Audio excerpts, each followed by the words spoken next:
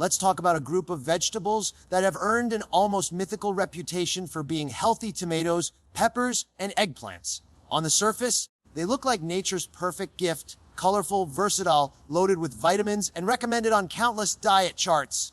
Yet when we peel back the layers, particularly for those of us crossing into our 50s and beyond, we begin to see that these vegetables, known collectively as nightshades, may carry hidden effects that our aging bodies can no longer brush aside as easily as they once did. You see, the body at 50 is not the same as the body at 20. What once fueled you may now exhaust you. What once passed unnoticed through your system can now ignite discomfort. Nightshades contain compounds called alkaloids, and one in particular, solanine, has been studied for its potential role in increasing inflammation. While a younger immune system might tolerate or even neutralize this irritation, the aging immune system, already dealing with decades of accumulated wear and tear, can respond with amplified sensitivity. This is why some seniors who enjoy tomatoes or peppers daily may notice aching joints, stiff fingers, or a heaviness in the knees that they once chalked up to just getting older. But aging alone is not always the culprit. Sometimes it's the silent chemistry of what we put on our plate. This is not to demonize these vegetables. Tomatoes, for instance, are a rich source of lycopene, a compound celebrated for heart and prostate health. Peppers bring a bright dose of vitamin C, and eggplants carry antioxidants that support circulation. But the lesson here is that health is never one-dimensional. A food can heal one system and irritate another at the same time.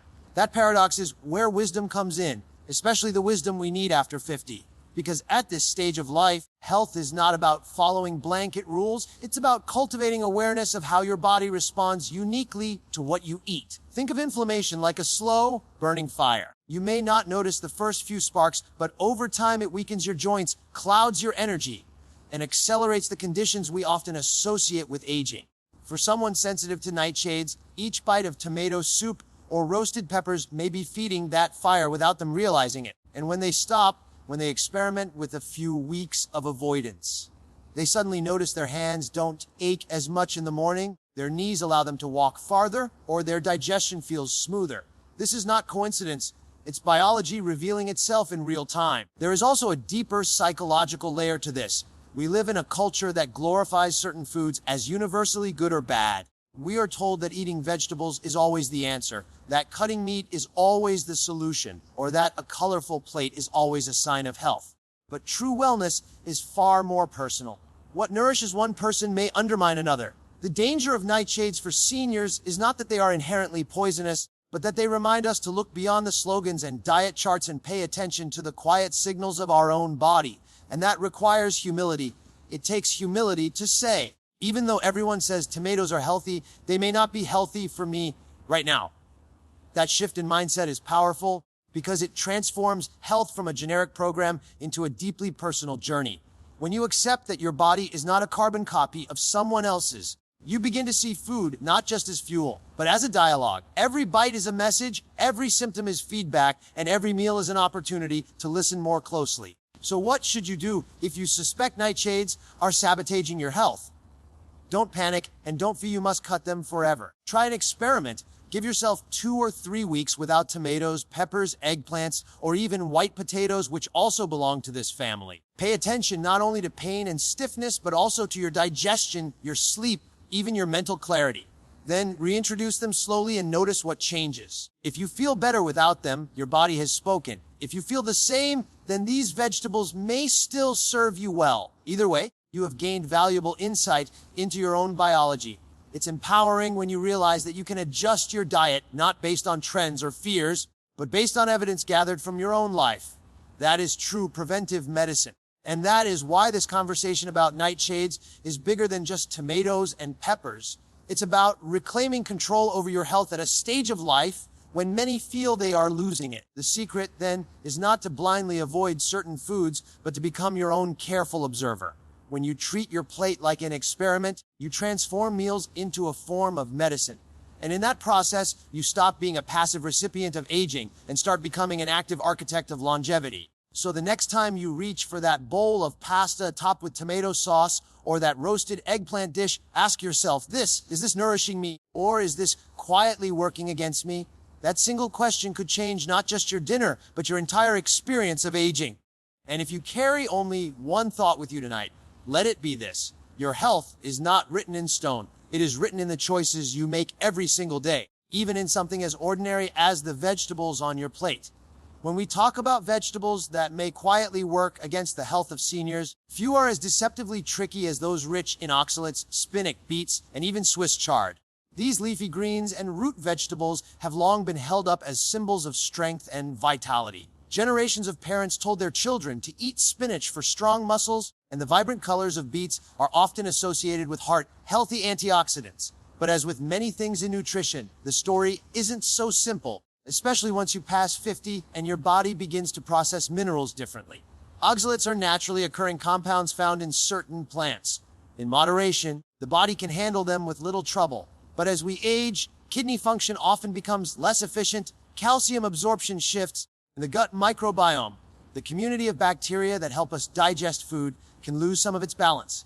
In this environment, oxalates can accumulate and bind with minerals like calcium, forming crystals that contribute to kidney stones. For seniors who are already more vulnerable to dehydration and mineral imbalances, this risk increases dramatically. Imagine the painful, debilitating experience of a kidney stone, and then recognize that it may not be a random event. It could be the direct result of a healthy diet overloaded with spinach smoothies or daily beet salads. The paradox here is profound. The very foods that many people lean on for wellness can, in excess, undermine that same wellness. This is where the importance of balance and awareness becomes critical. It is not about demonizing spinach or banning beets. Both have incredible benefits. Spinach provides iron and folate. Beets support circulation and nitric oxide production.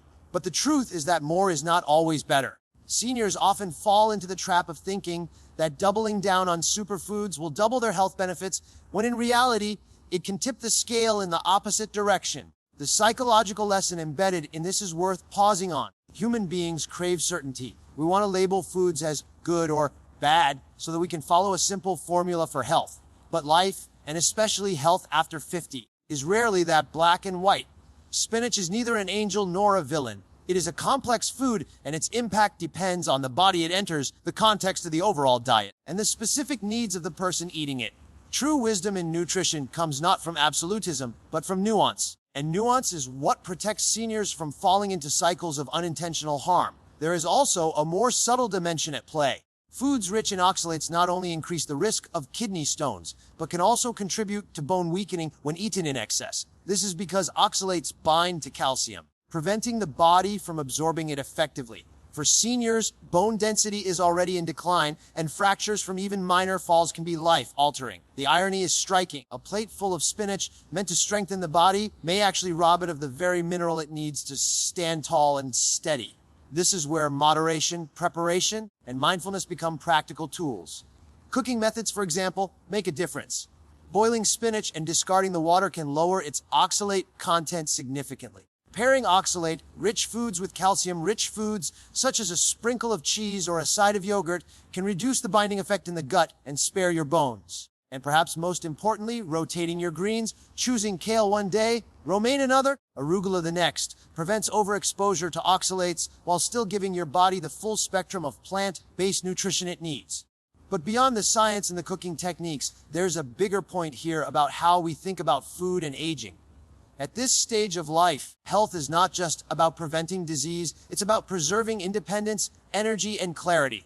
It's about being able to move freely, think sharply, and live joyfully. If oxalate overload can threaten that by increasing the risk of stones, weakening bones, or draining minerals, then we owe it to ourselves to take a closer look. Even at the foods we once thought of as unquestionably good, there's also an emotional component to this awareness. Many seniors feel betrayed when they discovered when the foods they trusted might not be serving them as well anymore. But instead of viewing it as betrayal, I encourage you to see it as evolution. Your body has changed, your needs have shifted, and your relationship with food must evolve accordingly. That is not failure, that is growth. And embracing that growth with curiosity rather than frustration is the key to staying empowered rather than discouraged. So the question isn't whether spinach or beets are healthy in the abstract, but whether they are healthy for you at this moment in your life, in the amounts you're consuming. That kind of personal inquiry transforms you from a passive follower of diet trends into an active participant in your own well-being. It is the difference between living reactively and living intentionally. If you take away just one idea from this conversation, let it be this. Even the healthiest foods can become harmful if consumed without awareness, and even foods that seem questionable can find a rightful place in your life if consumed with wisdom. Your task is not to fear vegetables like spinach or beets, but to engage with them thoughtfully, listening to your body, adjusting your habits, and making choices that honor both the science of nutrition and the individuality of your own health journey. At the end of the day, your health is not built by any single food. It is built by the ongoing dialogue between what you eat, how your body responds, and the choices you make with that knowledge. So as you look at your plate tomorrow, don't just ask, is this food healthy? Ask instead, is this food healthy for me? Right now, that shift in perspective is how you protect your kidneys, preserve your bones, and ultimately safeguard the freedom and vitality that make aging not just bearable, but beautiful. When we turn our attention to cruciferous vegetables, broccoli, cabbage, cauliflower, Brussels sprouts, we step into another paradox of nutrition. These vegetables are hailed as some of the most powerful disease fighters nature has to offer. Rich in compounds like sulforaphane, they help the body detoxify harmful substances, support liver function, and even reduce the risk of certain cancers. On paper, they look like superheroes of the plant kingdom. And for many people, they are. But, as with every powerful tool, there's a flip side, and it becomes more noticeable as we age. For seniors, one of the most common, yet often overlooked issues with cruciferous vegetables is their tendency to cause gas, bloating, and digestive discomfort. Now, some might dismiss this as a trivial inconvenience. But let's be honest, when you're over 50, your digestive system isn't quite as forgiving as it used to be. The stomach produces less acid, the pancreas produces fewer enzymes, and the intestines move food along more slowly. This slower, less efficient digestion means that certain complex carbohydrates and fibers in cruciferous vegetables often make their way down to the large intestine undigested. There, bacteria ferment them, producing gas. The result is that uncomfortable swelling of the belly, the tightness, the cramps, the social embarrassment. And while it might seem small, this discomfort can discourage seniors from eating otherwise healthy foods, leading to nutritional gaps. The deeper issue here isn't just bloating, it's quality of life. Imagine sitting down with family at a holiday meal, wanting to enjoy a serving of roasted Brussels sprouts, but knowing that 2 hours later you'll be doubled over with gas pains. That quiet fear begins to shape choices, and soon the diet becomes narrower and less diverse. Over time, this avoidance can lead to deficiencies in the very nutrients cruciferous vegetables provide: vitamin C, vitamin K, folate, and unique phytonutrients that no other food group can replicate in quite the same way. But here's where the psychological insight comes in. The body is always teaching us something. Discomfort isn't just punishment, it's feedback. The gas and bloating from cruciferous vegetables is your gut's way of saying, slow down, pay attention, work with me, not against me. It's not a demand to eliminate these foods entirely, but an invitation to rethink how they fit into your diet and how your body's changing needs require a new approach. There are practical strategies to reduce the burden. Cooking cruciferous vegetables rather than eating them raw helps break down some of the fibers and sulfur containing compounds that cause trouble. Steaming broccoli, sautéing cabbage, or roasting cauliflower makes them more digestible while preserving much of their nutritional power. Portion control is another ally. Small amounts spread across meals rather than large servings in one sitting can prevent overwhelming the digestive system. And pairing them with digestive aids like ginger, fennel, or even a splash of apple cider vinegar can make the gut's work easier. Beyond preparation, the gut microbiome itself plays a role. Seniors often have less microbial diversity in their intestines, which can make it harder to digest fiber-rich foods. But the irony is that cruciferous vegetables are also among the very foods that help feed and diversify beneficial gut bacteria. So in a sense, the very discomfort they cause may also signal the beginning of a strengthening process if approached gradually. By introducing them in small, consistent amounts, the gut can adapt, the bacteria can shift, and tolerance can improve. This is not unlike exercise. You don't start by running a marathon. You build endurance step by step. The gut, too, learns and adapts. On a philosophical level, this teaches us something profound about aging and resilience. At this stage of life, the goal isn't to avoid every challenge, but to adapt wisely. Just as cruciferous vegetables challenge the gut, life continues to challenge us with change, discomfort, and the unexpected. The question isn't whether we will encounter resistance, but how we will respond to it. Will we retreat, avoiding the discomfort, or will we lean in, adjust, and grow stronger because of it? And let's not overlook the emotional layer. Many seniors carry a quiet frustration that foods they used to enjoy without issue now leave them uncomfortable. That frustration can spiral into a sense of loss, as if the body is betraying them. But reframing it as evolution, not betrayal, can change the whole experience. Your body isn't failing, it's communicating. It's asking for new strategies, new levels of care, and a deeper partnership with you. So, should cruciferous vegetables be abandoned altogether? Absolutely not. They remain among the most protective foods for aging bodies, shielding against cancer, supporting the brain, and strengthening the immune system. But they must be eaten with respect, with awareness, and with strategies that honor the body's current state. Cooking, portioning, gradual introduction. These small adjustments can transform discomfort into tolerance and resistance into resilience. The bigger lesson here is one of balance. Life after 50 isn't about extremes, it's about learning the middle path, the art of moderation and adaptation. You don't need to drown your plate in broccoli to reap its benefits, nor do you need to exile it from your life out of fear. Instead, you learn to work with your body, listening, adjusting, and trusting that discomfort is not the enemy, it's the guide. And so, the next time you face that plate of cauliflower or cabbage, don't see it as a problem to avoid or a superfood to overconsume. See it as a teacher. It's reminding you that health is not found in blind obedience to trends, but in thoughtful dialogue with your own body. Respect that dialogue, and you won't just eat smarter, you'll live wiser. The truth is, gas and bloating are not just digestive annoyances, they are reminders that aging gracefully requires patience, curiosity, and adaptability. Embrace those reminders, and you transform every meal into an opportunity not only to nourish your body, but also to strengthen your relationship with it. That, in the end, is the real superpower of cruciferous vegetables. They challenge you to grow. When we arrive at the discussion of nightshade vegetables, tomatoes, potatoes, peppers, eggplants, we're stepping into a part of the conversation that often surprises people. After all, these are staples in cuisines around the world. A plate of roasted potatoes, a fresh garden salad with tomatoes, a colorful stir-fry of peppers. These foods feel nourishing, familiar, even comforting, and in many ways they are. But for seniors, the hidden complexity of nightshades is their content of alkaloids, natural compounds that plants produce to protect themselves from insects and predators. For some people, these compounds can trigger inflammation, particularly in the joints. Now, to be clear, not everyone is sensitive to nightshades. Many people eat them daily with no noticeable consequences. But for those who already live with arthritis, joint stiffness, or chronic pain, nightshades can be a subtle yet significant contributor to discomfort. Seniors often find themselves caught in a frustrating loop. They eat healthy foods, yet they continue to struggle with pain that limits mobility, independence, and joy. And while joint pain can arise from many causes, wear and tear, autoimmune conditions, past injuries, the role of diet is often underestimated. The body after 50 is in a constant dialogue between healing and inflammation. On one side, you have repair mechanisms working diligently to restore tissues and calm irritation.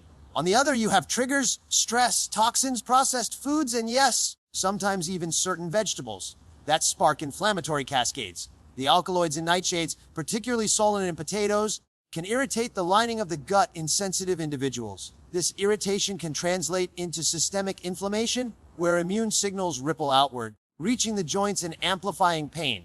For a senior already navigating osteoarthritis, that can feel like pouring gasoline on a smoldering fire. But here's the deeper, more philosophical truth. Inflammation isn't just about biology, it's about burden. When the body carries too many burdens, whether physical or emotional, it reacts with fire. Pain, swelling, stiffness, these are flames that signal overload. Nightshades, for the sensitive, add weight to that burden. They are not villains in themselves, but in the wrong body at the wrong time, they become accelerants. Recognizing this possibility is not about demonizing a food group. It's about reclaiming control and understanding that your body has a unique fingerprint. What nourishes one person may harm another. The key is awareness through experimentation. If you or someone you love is struggling with chronic joint pain, one of the most revealing tools is an elimination trial. Remove nightshades from the diet for 3 to 4 weeks. No tomatoes, no potatoes, no peppers, no eggplant, and observe the body's response. Sometimes the difference is dramatic: less morning stiffness, easier movement, a surprising reduction in aches. Other times, the change is subtle or non-existent, which means nightshades may not be the culprit for you. Either way, the process itself empowers you with knowledge. It reminds you that food is not neutral. It is medicine or it is poison, depending on your body's needs. If nightshades do trigger pain, the next step isn't despair, but creativity. For every tomato, there's a substitute: roasted beets for color, carrots for sweetness, or even tangy pomegranate for brightness in a salad. For every potato, there are alternatives like sweet potatoes or cauliflower mash that nourish without irritation. The goal is not deprivation, but adaptation. This shift isn't just about easing physical pain. It's about reclaiming the joy of food without the fear of consequence. And here's where the emotional weight enters the picture. For many seniors, food is not just fuel, it's memory, tradition, identity. To hear that tomatoes in your grandmother's stew or potatoes in your favorite comfort meal might be harming you can feel like a betrayal. But again, reframing is powerful. Think of it not as losing tradition, but evolving it. By adapting recipes and discovering new flavors, you're honoring your body's current needs while still cherishing the spirit of your past. It's an act of self-respect, not loss. We should also acknowledge the psychological symbolism of joint pain itself. Joints are what connect us, what allow us to move, to reach, to engage with the world. When they ache, it's as if life itself is trying to restrict our movement, narrow our horizons, force us inward. Addressing joint pain, then, isn't just about physical relief. It's about reclaiming freedom, agency, and dignity. If modifying your relationship with nightshade vegetables can unlock even a fraction of that freedom, isn't it worth the experiment? The broader lesson is that aging gracefully isn't about clinging to rigid habits. It's about remaining flexible. Ironically, the very thing stiff joints threaten to take from us. Our relationship with food must evolve just as our bodies evolve. What was harmless in youth may become problematic later in life, and that's not failure. That's wisdom knocking at the door, asking us to listen. So as you consider the role of nightshades in your diet, don't approach it with fear or resentment. Approach it with curiosity. Let your body be the guide, not old habits or unquestioned traditions. And remember, the measure of health is not how closely you follow general rules, but how deeply you listen to your own body's truths. In the end, nightshades are a reminder that even the healthiest looking foods can cast a shadow if they don't align with your body's unique needs. Pain is never random, it's always a message. And the choice before you is simple: ignore it and endure, or listen and adapt. One path leads to frustration, the other to freedom. The decision, as always, rests with you. But if you choose to listen, you may find that letting go of what harms you opens the door to more vitality, more movement, and more joy than you thought possible. And that is a trade worth making.